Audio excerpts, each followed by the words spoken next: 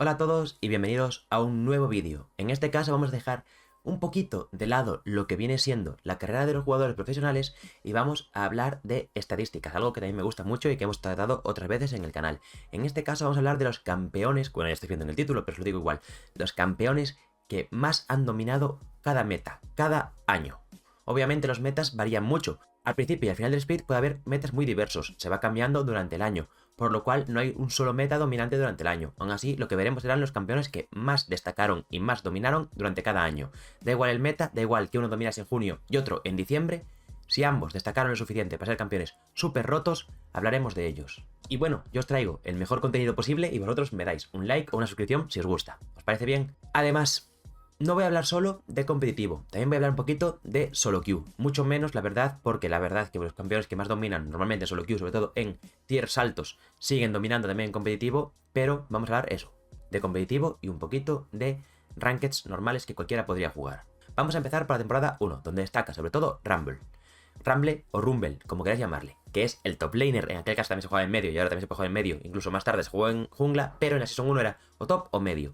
¿Y por qué destacaba tanto? Hacía muchísimo daño, el juego era mucho más primitivo, eran carambolas y peleas mucho más explosivas, y la ulti de Rumble era de las mejores del juego para controlar eso. La tiras, haces mucho daño, controlas mucha zona y la ganas muy fácil. La gente tenía un nivel mecánico mucho más bajo y por consecuente una ulti de Rumble bien tirada ganaba la partida, aparte de su daño en área con la Q y su dominancia en línea pusheando todo el rato. No había tanto control de oleadas y en la temporada 1 un personaje con tanto daño y que pusheaba tan fácil lo tenía muy fácil para ganar casi él solo. Luego, el otro personaje más dominante era Twisted Fate, y es que claro, al ser un juego tan primitivo, la gente no controlaba tanto la visión, y las rotaciones, ni tampoco las waves, como ya he dicho, por lo cual Twisted Fate podía dominar mucho yendo de una línea a otra, matando a la gente con la W. Se tiraba con la R saltando de un punto a otro del mapa, para con la W stunear a los enemigos y acabar con ellos para generar ventaja.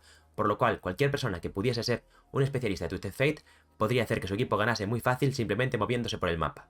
Y luego, otro más que todo el mundo recordará es Kassadin. Lo recordáis por el backdoor de Xpeke y otras jugadas bastante guays con ellas. Pero Kassadin no era tan bueno en competitivo, porque tenía un problema, su early, como lo sigue teniendo ahora. Y es que era un personaje que en línea le costaba mucho, por lo cual era mucho mejor en rankeds, en solo queue o en duo queue. ¿Y cómo? Pues muy fácil, es un asesino AP, por lo cual es más difícil buildearte contra él.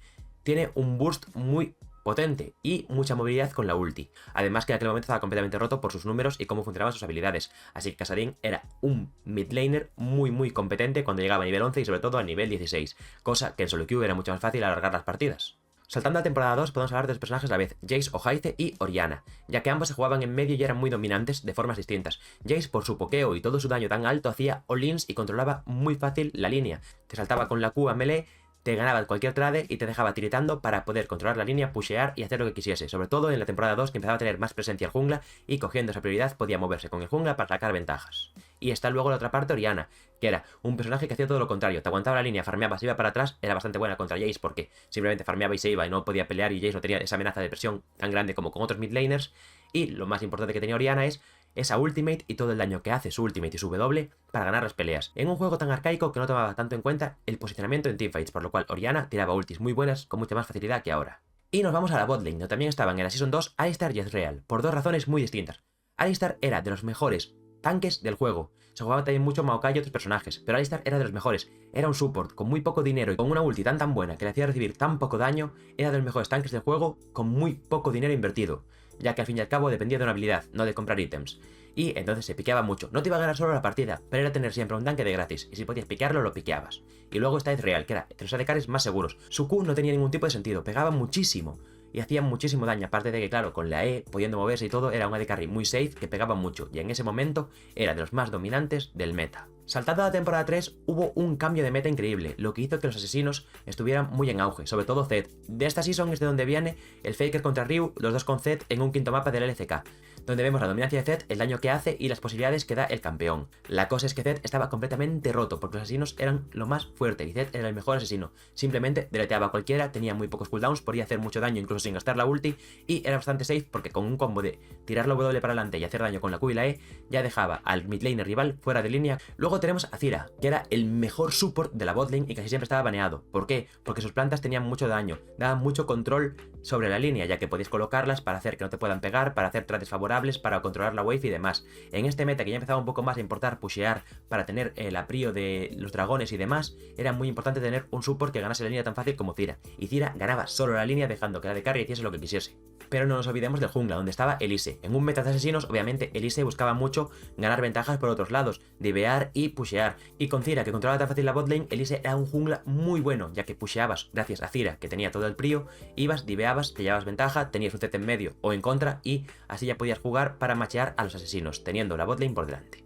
Y nos vamos a olvidar de Shen. Como hemos hablado antes con Twisted Fate y el control de mapa, Shen hacía algo parecido. Necesitabas alguien que salvase a tu AD Carry. Si jugabas con Zyra y querías tener una buena botlane con un AD Carry que pudiese ponerse por delante, te hacía falta alguien que salvase al AD Carry de Zed. ¿Y quién es mejor que Shen? El rival tanto en lore como en la grieta, ya que con el escudo de la ulti que le permite moverse a cualquier lado del mapa, le salva la vida a su aliado y además le da vuelta a las peleas. Shen era una especie de Twisted Fate, pero para proteger a la AD Carry en vez de para ser proactivo, era para defenderse, era para responder a las propuestas del rival. Y estaba muy en el meta porque además en 1 contra 1 en línea era muy fuerte. En la temporada 4 es donde hubo más personajes dominantes, aunque no hubo ninguno que sobresaliese mucho sobre el resto, sí que había muchos que dominaron bastante bien, y fueron los siguientes. Alistar, que ya lo mencioné antes, pues seguía bastante fuerte en la temporada 4, siendo un support muy de gratis. Zilean era otro support muy dominante, que se podía flexear a medio, no tan común como ahora, pero se podía jugar sobre todo en botlane, y estaba muy bien porque controlaba, hacía una especie de Zyra. Tiraba las bombas, pusheaba fácil, amenaza sobre el carry rival y hacía tener una línea más cómoda a su AD Carry. Luego Lee Sin estaba completamente fuera, ya venía de otra season siendo de los mejores junglas del meta, pero en el season 4 se vino arriba y con especialistas tan buenos jugando Lee Sin, con jugadores tan hábiles mecánicamente, Lee Sin se popularizó muchísimo, haciendo que apareciese en casi todas las partidas ya sea piqueado o baneado, era un personaje súper dominante. Y aquí tenemos al Makai Top, que fue tan dominante que terminó siendo reworkeado, y es que su ulti era increíble, absorbía todo el daño que le hacían, reduciendo el daño que recibía, y ese daño luego lo podía explotar para hacer daño en área, haciéndolo súper tanque y teniendo mucho daño, además de su control de oleadas completamente irrisorio, con una E que hacía daño al caer y al explotar, y con una Q que no costaba nada de maná, y además le bajaban el cooldown de la pasiva para curarse. Era un personaje que no se tenía que ir nunca de línea, que tanqueaba un montón, que pusheaba de gratis, y que te daba una W que era un engage de gratis. Era una locura de top laner. Y por último, vamos a hablar de dos mid laners que ya estuvieron siempre muy rotos, pero en la temporada 4 hicieron su mayor auge. Y bueno, el primero obviamente es Ryze, que ya desde siempre venía muy fuerte, y de hecho en la temporada 5 le harían un rework y luego posteriormente le harían otro, por lo cual esta sería la última temporada en 2014 del Ryze dominante de su primera versión, pero estaría tan roto que tendrían que cambiarlo, para que luego en 2015 siguiese estando roto, y luego en 2016, 17 y 18 siguiese estando roto, haciéndole tantos reworks y cambios y nerfeos y buffos, para conseguir, ahora que parece que sí, en 2023 ya está un poco más estabilizado. Y bueno, no voy a mencionar más a Ryze en el vídeo, pero bueno, en otras seasons también estuvo muy roto.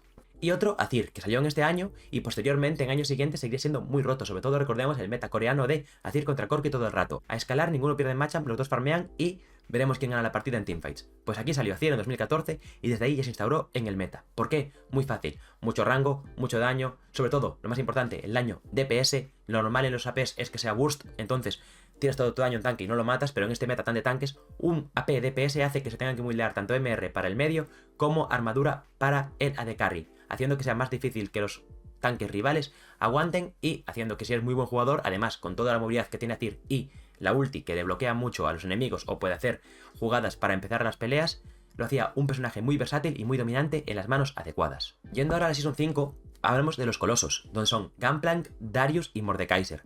Gunplank reworkeado hacía un daño increíble con sus barriles, era un personaje que, aunque se quedase por detrás, iba a hacer mucho daño siempre y ganar partidas solo, como vimos por ejemplo en el origen contra Fnatic de final de verano de 2015 y en muchas partidas del Mundial. Mordekaiser, por ejemplo, no se pudo jugar en el Mundial con ese rework de la triple Q que deleteaba, se jugó 2 partidos y los 2 ganó, entonces era un personaje tan roto que ni siquiera aparecía.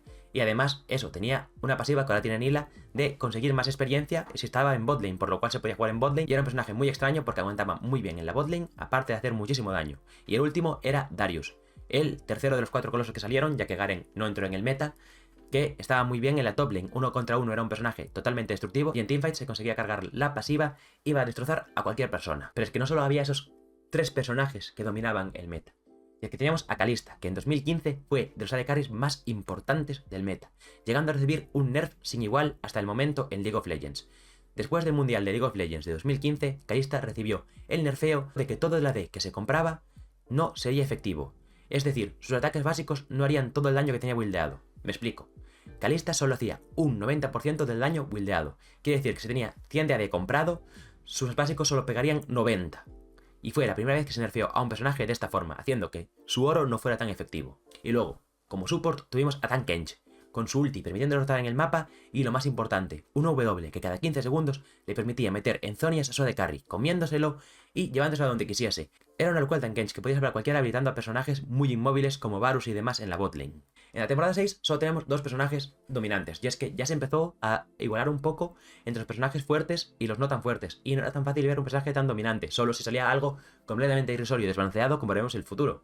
Por lo cual, los únicos personajes que estaban muy dominantes fueron Nidalee, motivado por junglas muy buenos, sobre todo coreanos y chinos, que la jugaban de una forma increíble para permafarmear y counterjunglear al rival, haciendo que no pudiese hacer nada y poniéndose muy por delante en las partidas.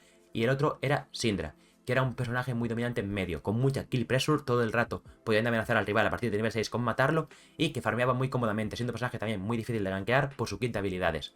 Estos dos APs fueron los que dominaron el meta de 2016. En 2017, Kalista siguió siendo un AD Carry de los más fuertes a pesar del nerfeo, y se jugó un montón, hasta que tuvieron que tocarle otro nuevo nerfeo, en este caso, que el Runaan no hiciese tanto daño, ya que dejaba las lanzas y demás, se lo quitaron, se lo volvieron a poner, le bajaron el daño que hacía el Runaan solo a ella. Estuvieron toqueteando la Kalista mucho para ver qué pasaba con ella, pero eso, en 2017 trajo loco al equipo de balance de Riot. Y luego otros dos personajes muy dominantes fueron Sejuani y Jarvan, personajes que farmeaban muy bien en jungla y que tenían dos ultis en área para controlar a los rivales. Y es que en ese año, en 2017, se valoraba muchísimo el CC y muchísimo tener jungles que pudiesen iniciar y forzar las peleas. Y pues Sejuani y Jarvan lo hacían muy bien y además tenían mucho daño por parte de Jarvan y mucho tanqueo por parte de Sejuani. Eran dos opciones muy buenas. Y obviamente no me voy a olvidar de este año de algo que nos trajo locos a muchísima gente, y eran los hipercarries que estaban habilitados por los Arden Supports. Lulu, Yana, Karma y lo que sea, con el Arden Censer, que hacía que cualquiera de carry como Tristana, Twitch o lo que sea, que fuese al late game, fuese a pegar un montón y fuese casi inmortal. Pues fue en este año, en 2017, aunque se alargó un poquito 2018, lo más importante fue en 2017. En la temporada 8 tenemos a dos reworks, entre comillas, fallidos, porque salieron súper rotos, que fue el rework de Aatrox y el de Akali. Dos personajes que, tanto en top como en medio, dominaron casi todo el año hasta que fueron destruidos con los nerfeos. Aatrox, sobre todo en los mundiales, lo vimos con la jugada mítica que le mete un knockup A4 contra G2, y Akali que podía divear sin recibir daño de la torre, por ejemplo. Era un personaje que no tenía counter para pelear con la gente, era el asesino más dominante y que habilitaba a muchísimos jugadores a poder carrilear solos las partidas. Y luego tenemos que mencionar sí o sí a Urgot, que no estaba tan roto, pero era una muy buena respuesta contra Aatrox, por lo cual apareció muchas veces. En la temporada 9 solo tenemos dos personajes, y uno de ellos es Pantheon. Después del rework, otro rework fallido por Riot Games, y no es que fuese fallido porque fuese malo, sino porque se dio tan bien que estuvo baneadísimo. Y es que Pantheon se podía jugar en top, en jungla, en medio y en support, en 4 lados. En una temporada 9, donde ya veníamos viendo en 2018 con G2 que los flex pick eran muy importantes para no desvelar nada en el draft, con este Pantheon que podía ir a 4 lugares del mapa, traía locos a cualquier equipo, era imposible draftear contra ellos, era imposible hacer unos picks y bans correctos, por lo cual estuvo baneado muchísimo, y en el mundial de ese año no se vio. Todo era porque tenía muchísimo daño de all-in, una E que le paraba incluso torretazos para divear, y una R que le hacía moverse por el mapa para poder poner por delante a sus compañeros. Era un personaje totalmente completo que podía jugarse en 4 posiciones y traer de los nervios a los rivales. Y luego el otro personaje, Quillana, porque también se podía flexear tanto en jungla como en medio, era un asesino totalmente roto, una ulti muy fuerte que si le tiraba bien podía ganar partidas ella sola, y además estaba muy bien en el meta contra los medios enemigos, por lo cual se podía incluso coger a veces en blind pick, y eso hizo que Quillana estuviese muy fuerte y fuese tan dominante en ese año. En 2020 llegamos a la temporada 10, con Lucian dominando en medio y en bot, pero sobre todo en el carril central. Todos recordáis, por ejemplo, a Nemesis jugándose un Lucian increíble y ganando solo partidas con Fnatic y otros jugadores. Y es que Lucian era un personaje que podía dominar él solo, dueleando a mucha gente, incluso podía jugarse en top, sobre todo en respuesta contra Gunplank, y que era un AD Carry que podía ser solo línea, por lo cual era muy fuerte y, lo que hemos comentado antes, los flex picks traían de los nervios a los rivales. Y no era el único personaje dominante, porque Graves estaba súper roto, y es que no recibía daño por su pasiva de empujar a los personajes hacia atrás, tenía muchísimo daño cuando farmeaba, ya que se dedicaba todo el rato a farmear para luego estar full build y rematar a todos, y además era un jungla muy dominante en cuanto al counter jungle, ya que limpiando tan rápido y recibiendo tan poco daño, siempre podía invadir, farmear del rival, llegaba con más vida que él, lo limpiaba más rápido, y dejaba al rival por detrás, aparte de él seguir poniéndose por delante. Y no me voy a olvidar de Aphelios, con sus 200 años de experiencia, que salió el meme en este año. Aphelios estaba muy roto. Todas sus armas eran buenas en aquel momento, así que Aphelios era un tirador muy versátil para cualquier AD Carry que se precie en ese momento. De hecho, llegó a recibir 9 nerfeos seguidos, 9 parches seguidos recibiendo cambios. Hasta que por fin lo quitaron un poco del meta y lo dejaron un poco en el pozo hasta que luego ya lo bufaron para que fuese un personaje normal. Y aquí fue donde salió él, 200 años de experiencia conjunta, el meme de que Aphelios está bien creado, cuando no era así porque tuvieron que nerfearlo mucho. Y llegamos a la temporada 11, donde vuelve a salir Lee Sin. Otra vez una temporada donde el jungla era muy importante, donde Lee Sin estaba muy fuerte. Y lo más importante de todo para Lee Sin, había jugadores muy buenos en competitivo que podían jugarlo a un alto nivel para habilitarlo y que fuese más útil que otras veces. También vuelve a aparecer Tooth of Fate, por lo que ya he comentado antes, el control de mapa que da y la versatilidad de poder moverse para poner por delante otras líneas. Y bueno, vamos a hablar de Miss Fortune en la botlane, un AD Carry que era muy seguro, una R muy buena, por cómo funcionaban las teamfights en ese momento y el meta que había, estaba muy bien tener una Miss Fortune que pudiese pegar desde lejos, con la E slowbear, con la R hacer mucho daño, y en línea estar tranquila, por lo cual era el AD Carry más dominante, aunque no fuese un AD Carry que te fuese a matar 15 veces en línea, después en teamfights iba a hacer locuras. Pero ¿por qué se jugaba en Miss Fortune? ¿Por qué quería estar tranquilo en línea? Pues porque había una Yuumi seguramente en el equipo rival, que fue el support más dominante. Yuumi te cura, te pega, te rutea, hacía de todo. ¿Os acordáis de la Yuumi antes del rework que le hicieron pequeñito? Pues esa Yuumi. Yuumi que estuvo 2 años seguidos, 2 mundiales seguidos, 2 temporadas seguidas de principio a fin, siendo muy dominante. Pues aquí empezó. Y volvemos a hablar de Yuumi en la temporada 12, como ya he dicho. Seguía igual y tuvieron que nerfearla, incluso reworkearla. Pero también aparecieron otros personajes. Volvió también a aparecer Atrox, como en la Season 8, por lo mismo. Muy fuerte, mucho daño, curarse, muy versátil con los knockups, muy versátil 1 contra 1 y en teamfights. Y entonces Atrox seguía estando fuerte porque, bueno, pues lo bufaron y se salió de control. Luego también teníamos a 2 tiradores muy dominantes en distintos momentos del meta. Caitlyn en un momento siendo un personaje que tenía mucho control, mucho daño, dominando, pusheando, dejando por detrás al AD Carry rival simplemente por farmear para luego tener más daño que él. Era un AD Carry muy dominante en líneas, aunque no te fuese a matar, te iba a dejar muy por detrás. Y el otro AD Carry que sí que te va a matar 1000 veces a ti y a todo tu equipo es Zeri. Desde que salió, después estuvo todo ese año y el siguiente muy rota, mucho daño, distintas builds. Se jugaba con Trinidad, con Runan, con Hydra Voraz, luego se lo nerfearon, se lo quitaron, le pusieron otras cosas, fueron cambiándola y eso hizo que Zeri estuviese muy rota tanto ese año como hablaremos también en 2023. Pero en 2022 os acordaréis de 2 personajes que no he mencionado aún, que se jugaron mucho, por ejemplo, en la final del Mundial, en T1 contra DRX.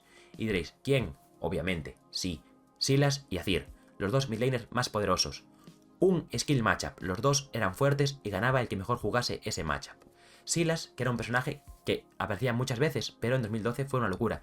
Su matarreyes, la W, hace que se cure un montón. Robar ultis en un meta donde hay un montón de ultis buenas es una locura porque puede ser muy versátil en las peleas, cogiendo ultis muy buenas, incluso con el poco cooldown que tiene, tirando 2 ultis por peleas.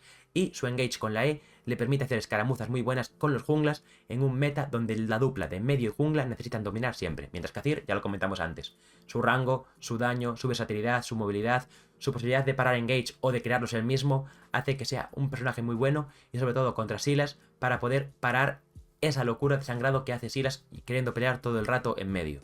Y por último ya, llegando a Season 13 de 2023, que de momento, a día de hoy estamos a 17 de julio, no se ha acabado. Obviamente tenemos que hablar de la Zeri, como ya comenté antes, la Zeri que luego la cambiaron, ahora está bien, pero hace unos meses, cuando se podía jugar con Trinidad, con brillo, hacía mucho daño, tankaba mucho, era una locura, con el Runan, daño en área, un AD Carry completamente fuera de serie, pero tuvo que ser refeado. Luego, otro AD Carry que también dominó mucho, pero por otra forma de jugar, era Ashe.